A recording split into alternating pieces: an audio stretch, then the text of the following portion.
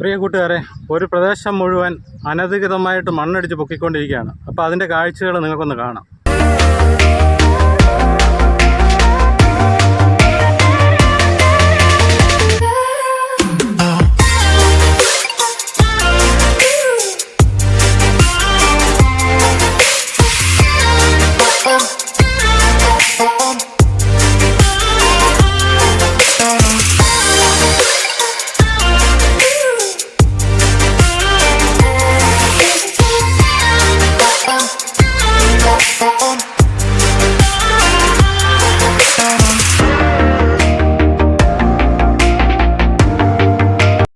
ഇവിടെ പാവപ്പെട്ടവനൊരു വീട് വെക്കണമെന്നുണ്ടെങ്കിൽ ഒരു 5 സെൻറ്റ് സ്ഥലം മേടിച്ച് അത് ലോണും എടുത്ത് സ്വർണ്ണം പണയം വെച്ച് മേടിച്ച് കഴിഞ്ഞാൽ ചിലപ്പം കുഴിയായിരിക്കും.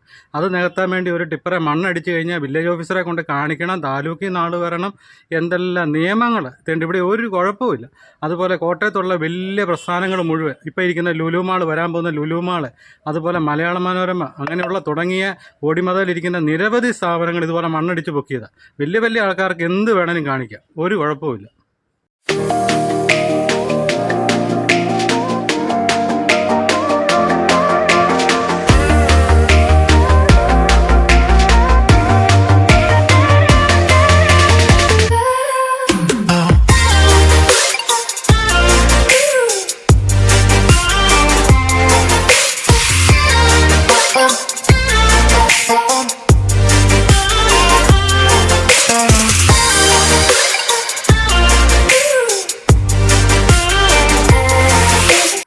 പ്രിയ കൂട്ടുകാരെ, ഞാനിപ്പോൾ നിൽക്കുന്നത് കൊല്ലാട് കളത്തിക്കടവ് പാലത്തിന് സമീപമാണ്.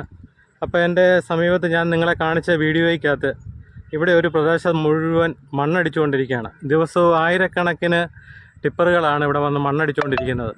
ആർക്കും യാതൊരു പരാതിയില്ല, ഒന്നുമില്ല. ഈ പ്രദേശത്ത് ഇവിടെ മണ്ണടിച്ച് പൊക്കി ഇവിടെ എന്തോ ഒരു വലിയ സംഭവം എന്തോ വരുന്നുണ്ട്. ഒന്നെങ്കിൽ ഹോസ്പിറ്റലായിരിക്കും, അല്ല വില്ലയായിരിക്കും. ഇതൊക്കെ പലതിൻ്റെ പേരും പറഞ്ഞും പലതും ഓരോ മറവിലാണ് ചെയ്യുന്നത്. ഇപ്പോൾ ആദ്യം ഇവർ ചെയ്തിരിക്കുന്നത് പറഞ്ഞാൽ ഇതിൻ്റെ അകത്തൊരു മീൻകുളം ഉണ്ടാക്കാമെന്നും പറഞ്ഞ് അവിടെ ഒരു മീൻകുളം ഉണ്ടാക്കി കുറച്ച് മീനെ ഇട്ട്, അങ്ങനെയാണ് അതിൻ്റെ ആദ്യത്തെ പ്രവർത്തനം. അത് കഴിഞ്ഞപ്പം തന്നെ ഇവിടെ മണ്ണടിച്ചപ്പം തന്നെ ഇവിടുത്തെ പാർട്ടിക്കാരെല്ലാം ഇവിടെ കൊണ്ട് കൊടി കുത്തി. പക്ഷേ ആ കൊടിക്ക് മുകളിലാണ് ഇപ്പം മണ്ണ് വീണിരിക്കുന്നത്. അപ്പോൾ ഇതിൻ്റെ തൊട്ട് സമീപത്ത് ഒത്തിരി വീട്ടുകാരൊക്കെ ഉണ്ട്. അപ്പോൾ അവരുടെ വീടൊക്കെ താന്നിരിക്കുന്നതാണ്. അവർ പറയുന്നത് 2 മഴ കഴിയുകയാണെന്നുണ്ടെങ്കിൽ അന്നേരം തന്നെ ഇവിടെ വെള്ളം കയറും, അതുപോലത്തെ ഒരു അവസ്ഥയാണ്. അപ്പോൾ അവിടെയാണ് ഇതുപോലെ മണ്ണടിച്ച് പൊക്കി കഴിയുമ്പോഴത്തേന് ഈ പ്രദേശം മുഴുവനും വെള്ളം ഒഴുകാൻ മേലാത്ത പരുവത്തിലാക്കി ഈ പ്രദേശത്ത് വെള്ളക്കെട്ട് നിലനിൽക്കുകയും ചെയ്യും. അപ്പോൾ ഇതിനൊന്നും ഇവിടുത്തെ അധികാരികൾ, ഏറ്റവും കൂടുതൽ സർക്കാർ ഉദ്യോഗസ്ഥർ താമസിക്കുന്ന സ്ഥലമാണ് ഈ ദേവലോകം ഭാഗങ്ങളൊക്കെ, അവരുടെയൊക്കെ മുന്നിലാണ് ഈ മണ്ണടിക്കുന്നത് നടക്കുന്നത്. ഇതിനൊന്നും ആർക്കും യാതൊരു പരാതിയില്ല. അതുപോലെ ഇപ്പോഴത്തെ ഈ നമ്മളിപ്പം വെള്ളമില്ലെന്നും പറഞ്ഞിപ്പം ഒരു നല്ല വേനലാകുമ്പോൾ വെള്ളമില്ല.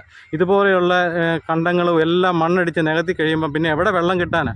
അപ്പം ഇത് എത്രയും പെട്ടെന്ന് ഇതിനൊരു പരിഹാരം, അല്ലെങ്കിൽ ഇത് എന്താ സംഭവം എന്നുള്ളത്, അല്ലെങ്കിൽ ഇതിനെന്തെങ്കിലും ഒരു പരിഹാരം ഈ സർക്കാർ അധികാരികളുടെ ഭാഗത്തുനിന്ന് ഉണ്ടാകുമെന്ന് പ്രതീക്ഷിക്കുന്നു. അതുപോലെ ഈ കളത്തിക്കടവ് പാലത്തിൻ്റെ ഇവിടെ എല്ലാം തൊട്ടടുത്തൊരു വീടുണ്ട്.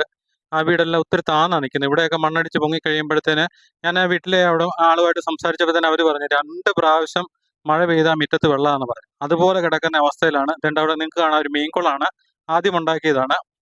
അതിൻ്റെ മറവിലാണ് ഇതെല്ലാം നടന്നിരിക്കുന്നത്. അതുപോലെ ഇത് ഹോസ്പിറ്റൽ പണിയാനാണെന്ന് പറയുന്നു. അതുപോലെ ആണെന്ന് പറയുന്നു. അങ്ങനെ പല കാര്യങ്ങളാണ് പലരോട് ചോദിക്കുമ്പോൾ തന്നെ പറയുന്നത്. ഈ കളത്തിക്കടവെന്ന് പറയുന്നത് ഏറ്റവും പ്രകൃതി രമണീയമായ ഒരു സ്ഥലമാണ്. നിങ്ങൾക്ക് കാണുമ്പോൾ അറിയാം കേട്ടോ, ഇതുപോലെ ഭംഗിയുള്ള സ്ഥലമാണ്. അത് ഇനിയിപ്പോൾ ഇവിടെ കെട്ടിടങ്ങളൊക്കെ വന്നു കഴിയുമ്പോൾ തന്നെ ഇത് മുഴുവൻ നശിക്കും. കോട്ടയത്തിൻ്റെ ബഹുമാനപ്പെട്ട MLA ഒക്കെ പല പ്രാവശ്യം പറയുന്നുണ്ട് കളത്തിക്കടവ് നല്ല മനോഹരമാക്കണമെന്നൊക്കെ, പല മീറ്റിങ്ങിൽ പറയുന്നത് കേട്ടിട്ടുണ്ട്. പക്ഷേ ഇതൊക്കെ അദ്ദേഹത്തിൻ്റെ അറിവോടെ ആണോ ഈ നടക്കുന്നത്? അപ്പോൾ അദ്ദേഹത്തിൻ്റെ തൊട്ട് മൂക്കിൻ്റെ മുന്നിലാണ് ഈ സംഭവങ്ങളൊക്കെ നടക്കുന്നത്. കണ്ടോ, ഏക്കർ കണക്കിന് സ്ഥലമാണ് മണ്ണടിച്ച് പൊക്കിക്കൊണ്ടിരിക്കുന്നത്. തെരുതെര ടിപ്പറുകൾ വന്ന് പൊക്കോണ്ടിരിക്കുകയാണ്, വലിയ ടോറസുകൾ വന്ന് പൊക്കോണ്ടിരിക്കുന്നത്. അതുപോലെ ഇത് മാങ്ങാനത്തൊരു സ്ഥലമാണ്. ഇതുപോലെ വർഷങ്ങൾക്ക് മുമ്പ് ഹോസ്പിറ്റൽ പണിയാനെന്നും പറഞ്ഞ് മണ്ണടിച്ച് പൊക്കിയതാണ്. അവിടെ ഒരു കുരിശുതൊട്ടിക്ക് സ്ഥലം കൊടുത്തു, വെയിറ്റിംഗ് ഷെഡിന് സ്ഥലം കൊടുത്തു, ഒരു അമ്പലത്തിന് സ്ഥലം കൊടുത്തു. ആർക്കും ഒരു പരാതിയില്ല. അത് കണ്ടോ, മരങ്ങളൊക്കെ തഴച്ച് വളർന്നു നിൽക്കുന്നു. ഈ മണ്ണടിച്ച് പൊക്കുന്നത് ഇവിടുത്തെ സർക്കാർ ഉദ്യോഗസ്ഥർ മുഴുവൻ താമസിക്കുന്ന ദേവലോകം ഭാഗത്താണെന്ന് ഓർക്കണം.